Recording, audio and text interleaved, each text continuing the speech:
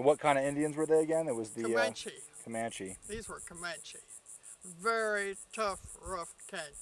And I will tell you a story while I got you on here.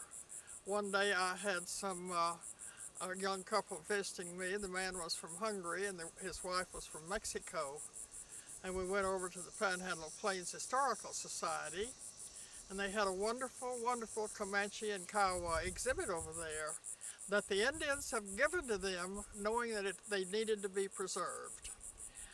And there was a tall man and a woman standing in front of us looking at the museum, looking at the display, and I told these young people, I said, you all know all about the Navajo and the Sioux because you go to the movies and go to see it on the television. But I want to tell you right now, the Indians that were really mean and tough were the Kiowas and the Comanches. And this big tall man turned around and he said, and we still are. He said, I am a full-blooded Kiowa, and this is my wife, and she's a full-blooded Comanche. And I said, oh, I swallowed my tongue almost. I said, I thought you were enemies and fought all the time. And he said, we still do.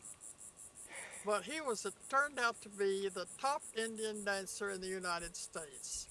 And his wife was there. She showed us the white chieftain's costume that was on display there, a beautiful white doeskin outfit. And she said, my grandmother told me about making this, and she said it took her 6 months to make the fringe alone because she had to chew that doeskin, that deer skin, to make it soft and pliable and white.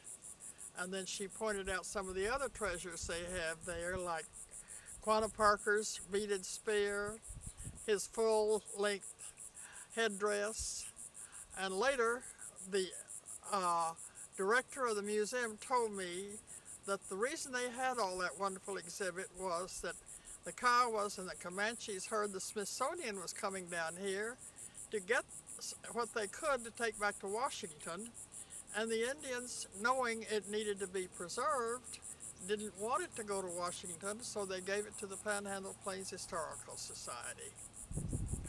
Whew.